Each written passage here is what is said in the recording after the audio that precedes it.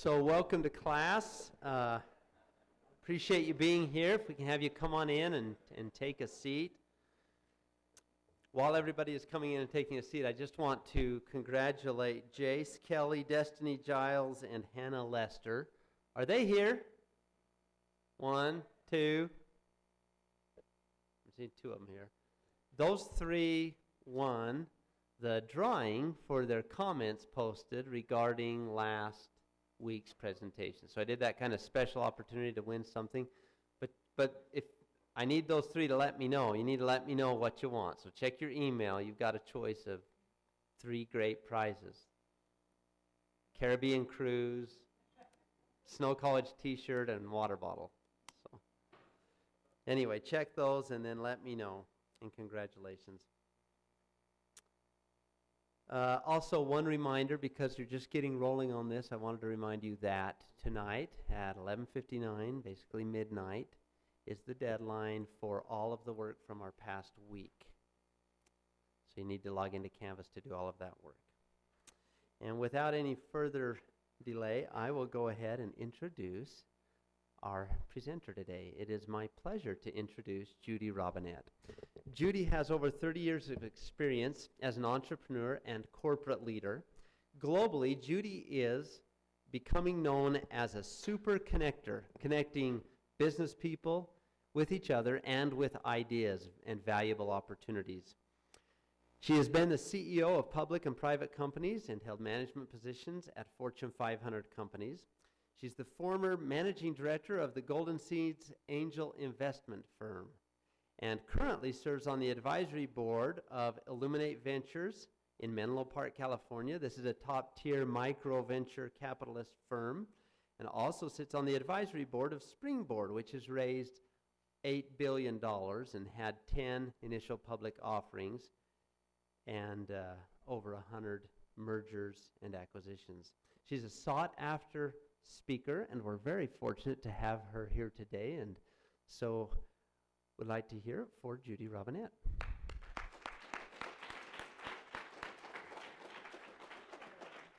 Here's the little clicker.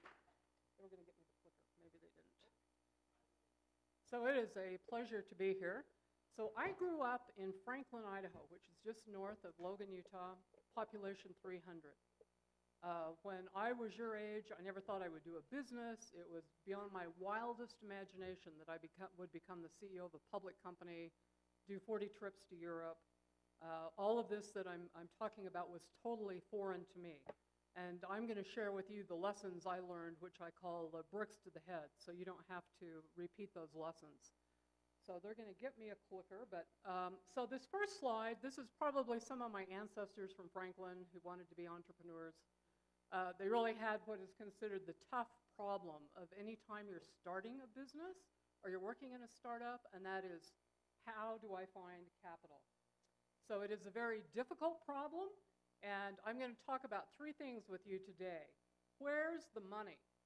Most people don't know where the money is. I'm going to tell you not only who's got it, but how to get it. And I'm going to talk to you about avoiding the three fatal mistakes. Number one is pitching the right investors. So I sit on two venture capital boards, one in New York, one in Silicon Valley, and I sit on several advisory boards like Springboard, which caters to women who have been unable to find funding. And what you will hear is that 90% of the people that are coming to pitch are in the wrong room. They've confused whether they should be with high net worth people who are called angels or the venture community. So you've got to get to the right potential investor. And I'll leave the copy of the slides with Alan and also some other documents that will help you with the business model, angels to avoid. I call them devil investors. Number two is get a warm introduction. So you find out the venture capital community is basically a bunch of white guys in Silicon Valley. The majority of the money comes out of there. The second biggest area is Boston. And you really have to get a warm introduction. So if you came up to one of these guys and said, don't you want to give me $1 million? They'd say, no. And so there's a process, and we'll talk about that process. But you need to get a warm introduction. And it's actually easier than you think. Finally, you have to understand the investor's mentality. And the most important thing is that on the far side over here, people want their money back. And so they don't want you to just come to them and say, hey, I've got this great idea, and it's going to make us $1 billion, and just give me $200,000. They want to have a full funding strategy. How much money is it going to take for you to build this company to go from the beginning of your idea? And you can see this first line is proof of concept, we call it. This is your friends and your family who love you and give you what we call love money. And then you move up the scale and move towards an exit. So there's two things that Y Combinator founder, and it's one of the best incubators in the world, says causes failure in startup companies. Number one is lack of a customer. Number two is lack of funding. So usually if you've got a customer, you've proven that somebody's going to eat your dog food, as we call it, then it's much easier to get the funding. But you also need to be aware they want to know how they're going to get their money back, and that is their mentality. So I'm going to tell you a little story. My first business was started when I was 38. I had worked in a couple of big companies, and I was giving a speech at MIT. And after my speech, somebody handed me a Wall Street Journal, and I picked up an article on how to become financially independent in America. And I thought, great, this is how I can get wealthy. And I read the article, and it said there's 5 ways. And it's still true today. Be a doctor, a lawyer, inherit it, marry it. And I thought, well, the first 4 out. And number 5 was start a business. 92% of the wealth that is created is from starting businesses. So I got a $1.2 million SBA loan. I thought, how hard can it be? I can work hard. And started a franchise restaurant called Elmer's in Twin Falls, Idaho, and almost went bankrupt. And I'll never forget taking all of my documents to a bankruptcy attorney saying, you know, here they are, kind of terrified. And he said to me, you are not even close. And I said, what do you mean? I'm broke. And I thought, okay. So I turned it around. So I'll tell you, fear is always the enemy. You can always get over it. You can always get over it. So the way that you avoid this red area down here is the valley of death. And the way you avoid that is having really good advisors. And I'll tell you, have people that have your back and have your front. Because as soon as you have a hot startup, people will see that and everybody will go, yeah, let me in on that deal. Look how much money I'll make. And some of these people may not have your best interests at heart. So you want people that have your back and your future. You know, Warren Buffett is excellent at this. Many of the people out there will look at you and they will judge the advisors to how viable your business is. So it's important to have those. So this is the funding ecosystem. So how many of you have ever tried to raise money? A few. Difficult? Heads going, yes. So this is the current funding ecosystem. Most people really don't understand that this big line, the majority, $60 billion, is from friends, family, and fools. They call it 3 Fs. But it really is love money, people who will trust you, care about you. So that's the big one. Number 2 is angel investors, and these are wealthy individuals who often get together as angel groups. In Park City, we have the Park City Angels. There's 75 accredited investors, and that means they have an income greater than $200,000. They have over $1 million of assets outside of their home. And so there's 75 of them. In that group, there's 2 billionaires. Now in Salt Lake, we have 3 other angel groups. I don't know about down here, but everywhere you go, there are angel investors who are always interested in finding a good deal. The third area is the venture capitalists, and they actually put the least amount of money in startup companies. And we have corporate ventures. So Intel, IBM, almost all of the companies out there now have their own venture arm because they're all looking for innovation. And what's happened is this is really changing. And angels now syndicate with the venture capital. They'll call them on the phone and say, hey, we love this deal. We'll put in $500,000. Do you want to join us? And usually they will because they know that group has done the background to find out if you have a viable deal. So this is the way that it was. It's going to shift radically with crowdfunding. They estimate this friends and family will go to $300 billion. So if anybody tells you there's not money out there, I'm telling you there is money everywhere. there's roughly $47 trillion looking for investments. There is no lack of money. It's getting in the right room, getting the right story, getting the pitch. So why do these people invest? Well, there's why. A venture capital, which is a startup company, the return is 25.1%. I don't know what you get on your checking or savings account, but it's a lot lower than that. So these are high risk, high reward. Angels typically like to have 10 deals in their portfolio, expecting 2 of them will knock it out of the park, and the rest probably neutral or they'll lose money. So this is Amazon.com. I'll give you a couple of examples of really good angel investors. Tom, one of his friends, called him and said, you know, I've met this young guy named Jeff Bezos, and he's got this really interesting idea of how we can sell books online. And Tom said, well, that sounds interesting. So he went and talked to one of his venture capital friends, and he said, no. You know, there's this competition out there called Barnes & Noble. You know, you'll never make a dime off of this. Well, he started thinking all the times he had gone to Christmas parties or whatever and couldn't find a book, and decided that he would invest in this. So he invested in this $100,000. That's what he got back as a return, $26 million. That's okay. So $26 million.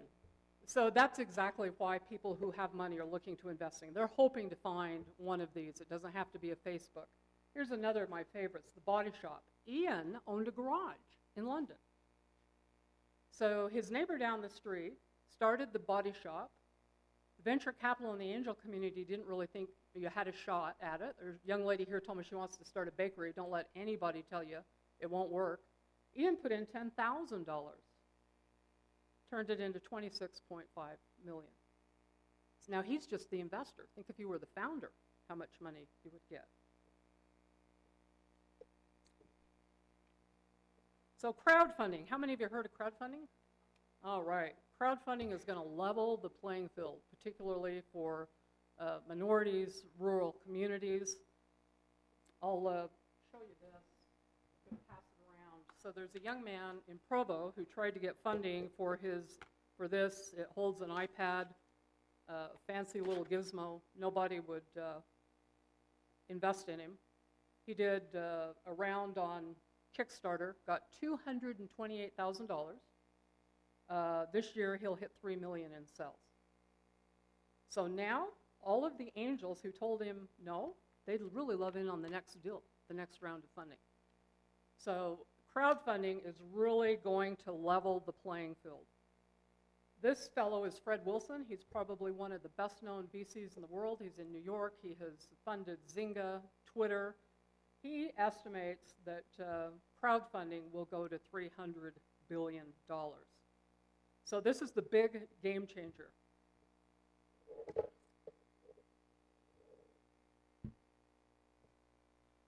The interesting thing with crowdfunding is you have to bring your own crowd.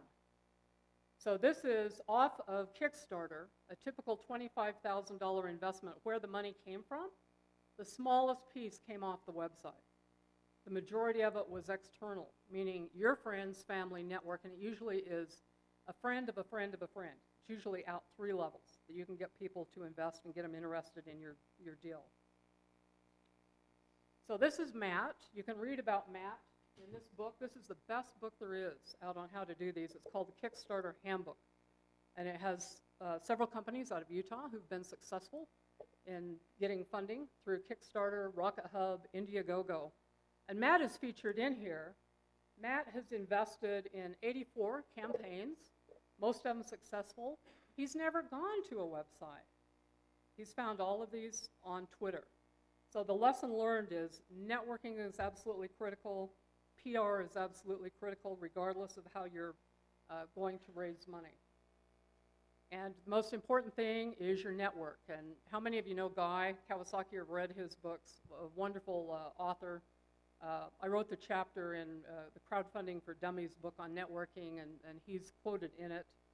And you know, his first piece of advice is just go out there and get connected. And you can do this in numerous ways. One of the things that I will tell you, though, is really when you're finding advisors or you have people in your network, really be cognizant of the values they have. I have a really simple test. I used to say, well, does this person have a good head, a good heart, and a good gut? And I finally, because you can find people smarter than you all day long that will stab you in the back and let you drown in your blood. And you can find people who are great BSers and they don't keep their word. So I boiled it down to, is this person in front of me a Martha Stewart or an Oprah? Now, they're both billionaires. They're really good at what they do. But if I had to trust one with my life, my personal values, I'd pick Oprah. And so be careful, because there are people out there, as I said, that are sociopaths. 10% of the population, and we call these people bad actors. And the number one mark is lack of empathy. So you want to be very, very cautious. And I'll tell you a big secret. If all you take away from today, I want you to remember my 2 golden questions. So if I made an introduction to you, and I said, here, I want you to go talk to Tom, I would tell you, you have to do 2 things after you tell him your story. You have to say, number 1, what other ideas do you have for me? And number 2, who else do you know I should talk to? Those 2 questions are perfect for building the most robust, deep, wide network there is.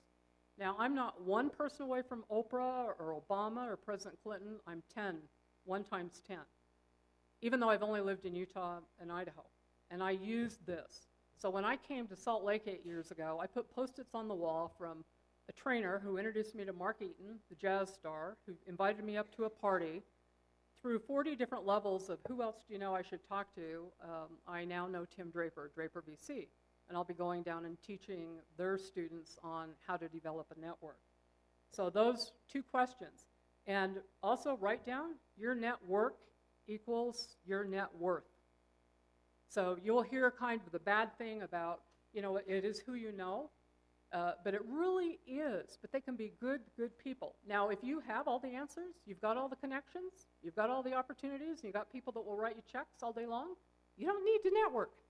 But if you don't, you need to. You need to build that network, and these people will help you if they're the right people your entire life. So the ask. So I said earlier, if somebody came up and said, don't you want to give me $1 million? I'd say no. So first rule is you must date first before you hop into bed. Second rule is people must know you, like you, and trust you. Third, avoid desperation. All investors know you're broke, otherwise you wouldn't be there looking for money. So you don't have to say, oh my gosh, if I don't get this funding round of $300,000, I don't know what I'm going to do. You just stay cool and calm as a cucumber when you're out raising money. Avoid desperation.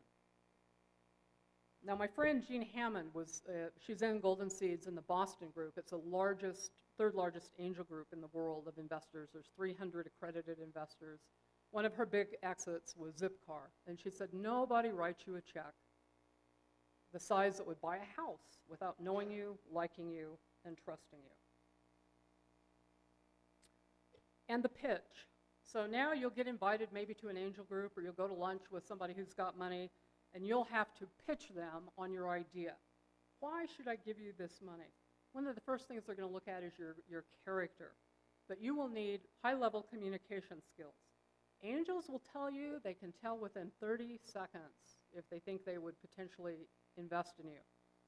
And so you go to Golden Seeds and you have 10 minutes to pitch, and then you leave. And then if they like you, initially they'll do what is called a deep dive, where they bring you in and do pretty extensive what we call due diligence. What kind of corporate entity are you? Do you have board of directors?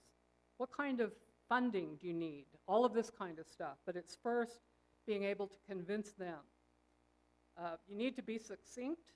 Most fail because they appear to have muddled thinking. So it's something you practice over and over and over. And you can do that locally. They have all kinds of incubators. There's pitch events all over Utah that you could go practice. The third thing I tell people is watch Shark Tank. How many of you watch Shark Tank? So I've met three of the sharks. I was just on a panel 2 weeks ago in DC with Mark Cuban. But I met Barbara Cochran, and after we talked last year, she sent me one of her books with a pink ribbon.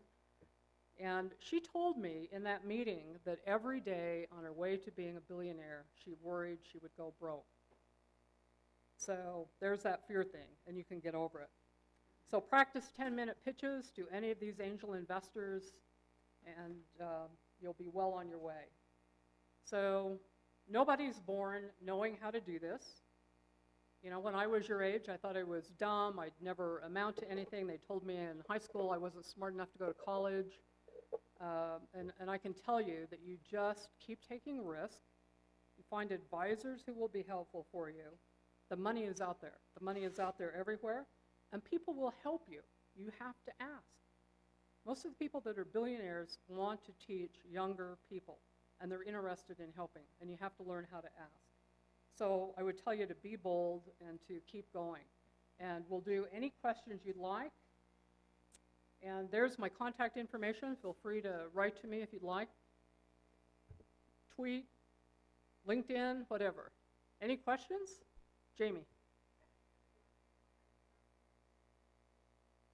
How I got started in investing? Oh, doing what I do now?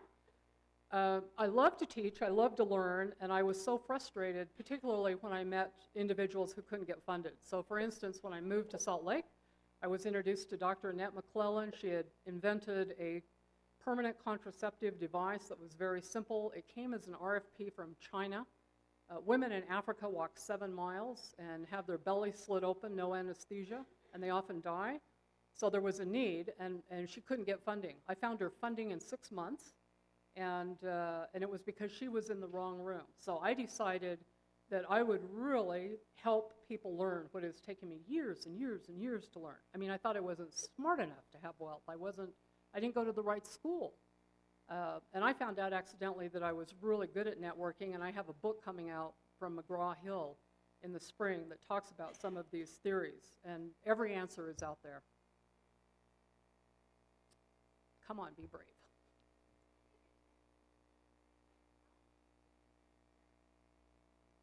Yeah. So the angel groups, there's 300 groups around the United States. Almost all of them have websites. So you can get online, and they'll have how you apply and who the committee is that will first look at the deal. But you think about all of these people have money, and they need a place to invest. And so where are these people looking for deals? So they show up at all of these pitch events. They run around the incubators hoping to find the best deal out there. Often in communities, you can just go to the college, whoever's running the entrepreneurial group, and say, who do you know out there that might be interested in my deal? Thousands upon thousands of investors out there.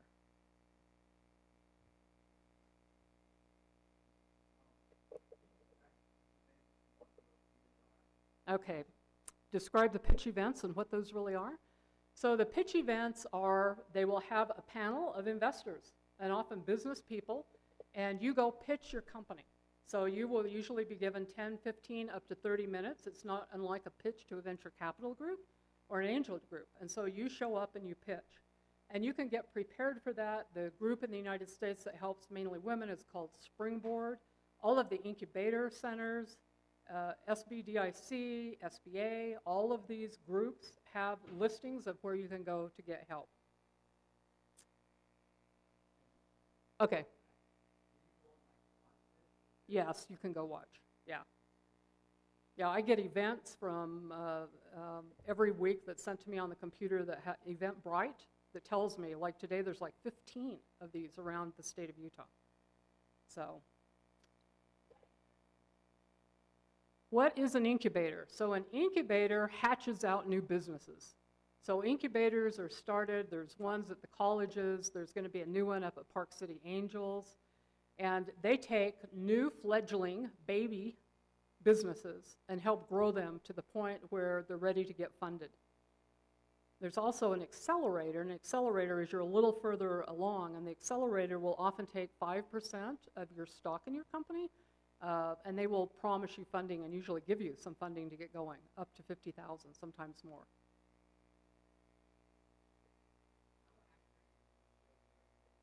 How accurate is the show Shark Tank? Very accurate. They're not, and let me tell you, so Mark Cuban on the panel I was on, he said, the first thing out of his mouth was, you're right, I'm a jerk. Well, you know, he's not a jerk at all. He talked about his 4-year-old son, his 5- and 9-year-old daughter. But they want to know, do you have traction? Do you have distribution? What are your revenues? You know, the big question always comes up, the valuation. Oh, you say you want $300,000 for 10%, and you're thinking you're going to get a $3 million valuation?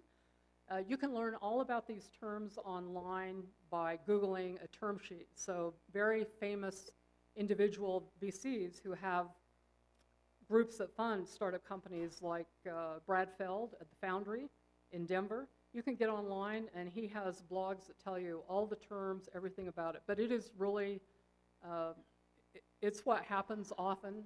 If you go to an angel group like Park City, Utah County Angels, they will usually give you 30 minutes.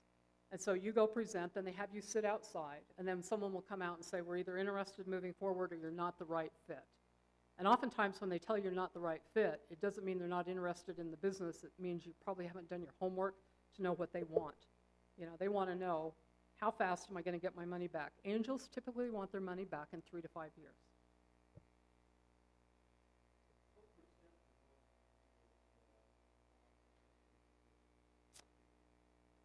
What percent to angels' equity position do they usually want? You know, that depends. In Silicon Valley, the angel group, Golden Seeds that I was with, they would invest for even 1 to 5 million for probably 30%. They don't want to own more than 30% because they want the team to stay in there and grow this business.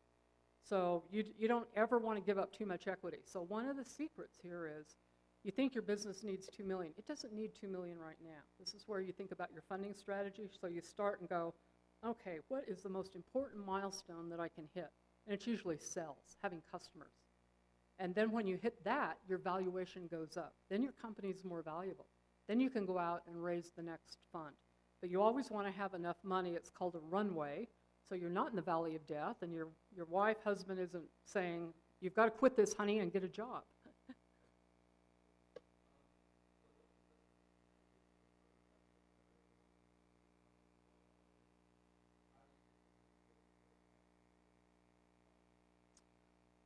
So how do you get the money to build an expensive product on a prototype? Well, most places now are using 3D printing. So if you go to UVU, they have a 3D printer. They've got people there that would help you do the prototype. Dr. Annette couldn't afford to have the medical device built. She had a mock-up that somebody did, but what sold that was a little video. She had a little video that had the graphics that showed what it was going to look like so that the investors could see it literally. Anything else? Oh.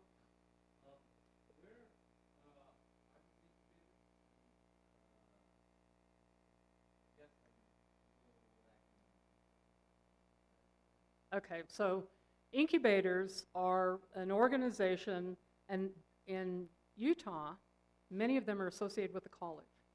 So there's ones at the University of Utah, there's BYU, there's ones at UVU, there's one at SLIC, Salt Lake Community College. Alan, do you have an incubator? We don't have a physical incubator. We have a group. Yeah, a virtual incubator. And really what it is all the entrepreneurs want to get together and say, hey, you know, how did you get your contracts done? Where did you go for money? And they're helping each other. And I bet he can get you a list. If he can't, I can get you a list of all the ones that are in Utah. And you can also Google incubators. There's over 1,000 of them in the United States. Okay, well, thank you very much. And, you know, don't let fear stop you, ever. Keep going.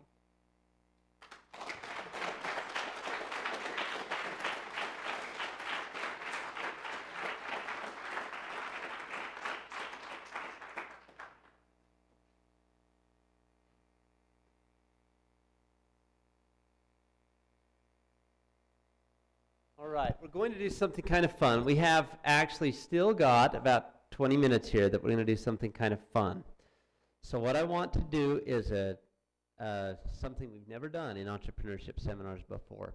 I want you to turn and get with a group of about 10 students. I'm going to give you about 5 minutes to come up with a really unique business idea. Some business idea. You need to have at least, you got to have at least 10 in your group. So get in groups of 10, 15 would be fine. You're going to have 5 minutes, and then each group's going to say to Judy, ask her a question. What should I do to get this thing off the ground? What's the next step? Who should I talk to? Who would be a contact? So you're going to see what a connector would do in terms of just thinking about advice for connecting you depending on your business idea. You won't have time to flesh the idea out an awful lot, but you have 5 minutes. You need to write at least one sentence down about your idea, okay? So don't waste any time getting in your group. Just get with the group. You're going to have to communicate. You can get up and move to another part of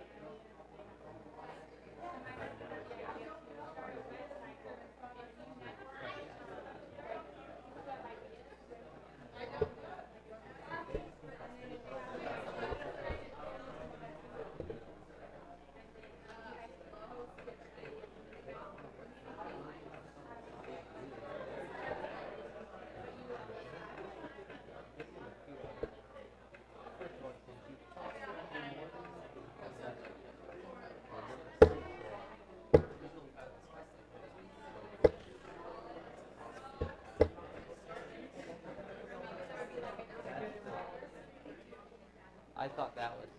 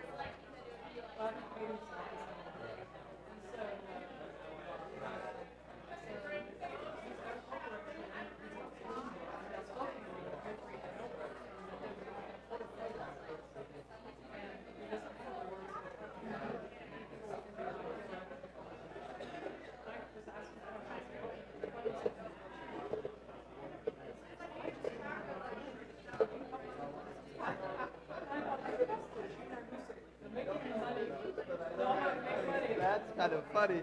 That's fun. That's a fun story.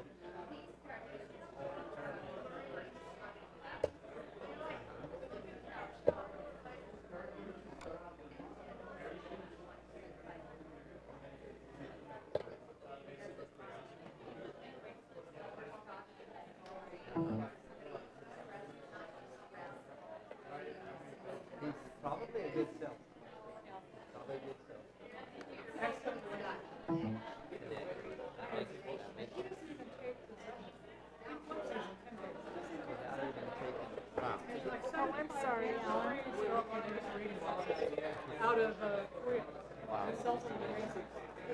Got about 30 seconds to a minute, maybe less than a minute, just 30 seconds. Wrap up your idea. You should have it in one sentence, pretty concise, 1 or 2 sentences for us.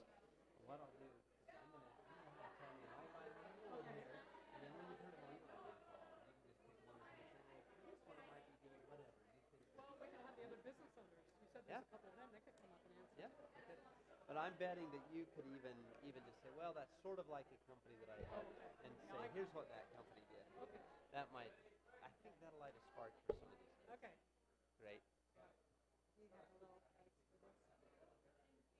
Yes, it's probably sitting, it is under my book. I'll grab a marker.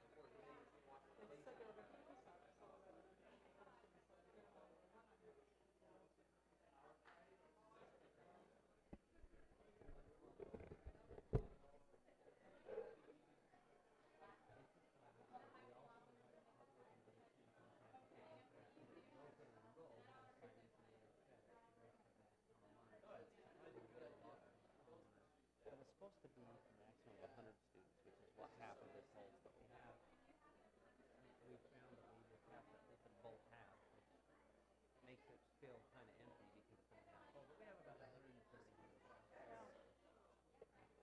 Okay, so if you can take your seats again and maybe designate somebody from your group to kind of speak for your group. And we won't be real hard on you. Just going to let Judy hear your ideas and then talk to you about them.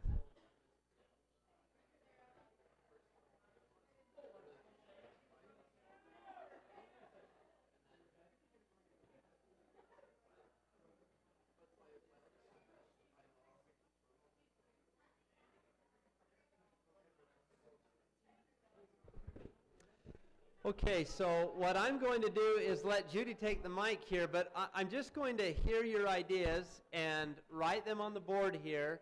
We'll write all the ideas and then let her just tell you a couple of thoughts about maybe the next thing to do or what she's seen that's similar. So first group, just go and volunteer. Somebody who's a spokesperson, raise your hand so we can move along. Speak really loud and tell me what your idea is.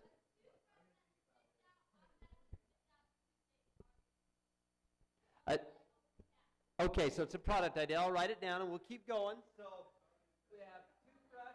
Maybe you could hear and repeat the question. I'll write it. Okay, we're talking about a toothbrush that automatically spits out the toothpaste as the dispenser. Okay, next. Go ahead.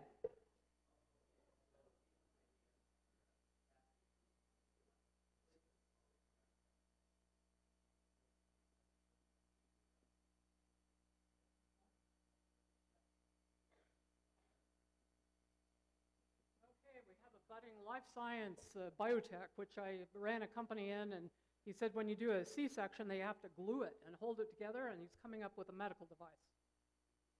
So fast-drying glue for surgery. Okay, next one. Animal what? Edible popsicles. Edible.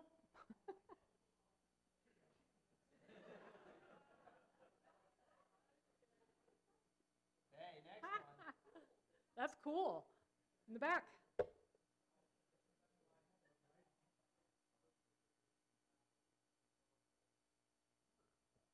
Did you say a business that specializes in taking on clients that other bigger businesses pass over because of low credit, poor credit? Okay. I think that's payday loan.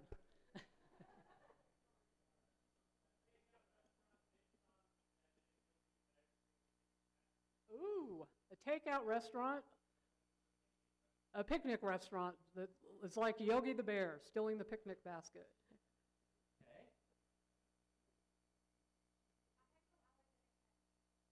A hyperallergenic pet. Okay, so is this the business idea you submitted this week or last week? So I can tell you what that one is kind of. Hypoallergenic pet store, because different people who are allergic to a pet, that doesn't mean they're allergic to all pets. So there might be a breed of dogs that are less likely for people to be allergic to. So if you love pets but you have allergies, you can go to this store and find the kind you're not allergic to, right? Okay, do we have others?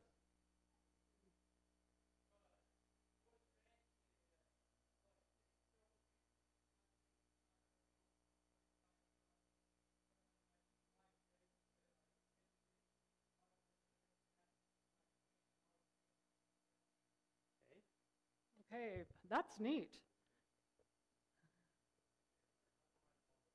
Customized lawnmowers? Like what? Tell me a little more.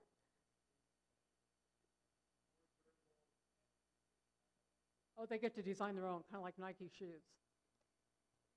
So you can have a tricked-out lawnmower. Oh, well, I thought you said lawnmower, and I was like, that guy's creative. I'm picturing myself on a riding lawnmower with flame painted down the sides. Skateboard, longboard, gotcha. Did we have any other groups that haven't shared theirs? Go ahead.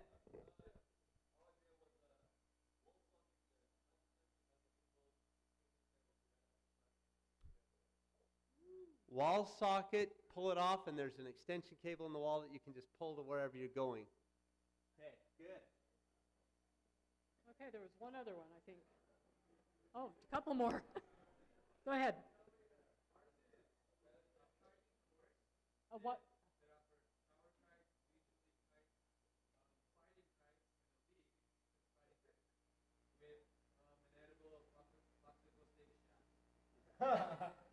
Did you say a kiting course? So it's a course, you're flying kites? Big arena where you fly kites. And you can fight the kites. Okay, great. Great, cool.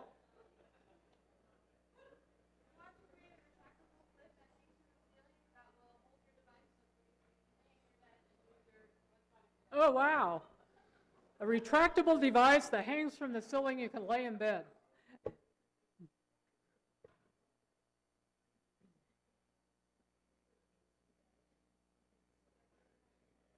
Anybody else? We got everybody? Well, this is really impressive. And this just goes to show you that almost anybody, you can come up with a great idea. So I've dealt with almost one of every one of these. So, you know, the edible popsicle sticks, if you want to make those, I know 2 different companies that do all kinds of wedding gift planners. And there's a company called LDS Brides in Salt Lake, and my neighbor runs that. And they're now getting into gifts. And so you could, number one thing for all of you, regardless of what business it is, do you have a customer? And so you go out and you talk to potential customers and say, what do you think of my idea? Who else do you know I should talk to? Show me that you really have a viable idea. So that would be step one. Some of these medical devices, you can go to the University of Utah and work with their tech transfer office. And you would also need to, besides finding out if there's a use or a client, yours would be, for instance, doctor, OBGYNs. You could just talk to a few of them and say, what about this? I think there already is a glue for hearts. I know they did it on my mother when she had a heart bypass. So taking on clients over credit, there's several companies out there that are doing similar things in the microfinance. You could Google that, find some information. And also in all of these, there's a specific industry. And you could go online, find out what industry it's in, and do some research and find out, is there another competitor? Who is the association? So the associations are put together to help people like you get going. You can call the associations. I like the Boys Ranch. So I teach for Goldman Sachs, 10,000 small businesses. We had an individual who has, for troubled boys, he said he gave up on girls. And he would be very interested in hearing your ideas. I think he's from Wyoming and off of a ranching community. So again, find people who have something similar that you can go talk to them and say, hey, what do you think of my idea? And you may be able to do that as a pilot with an existing group. And then if they like your idea, you can partner with them.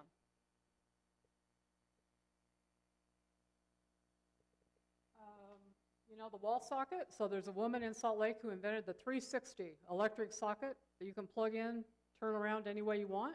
That would be a perfect thing to take to her and say, hey, I've got a product, a specific product. This may not be a company for you to build a company around, but a great product. Now, I've had people sell products for up to $20 million, just a product that they developed.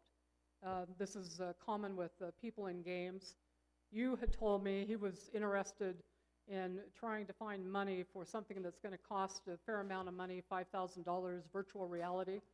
And you can go to the University of Utah or other places, talk to their engineering department. Many of them have grants that will help students. Any final question? Go build those companies.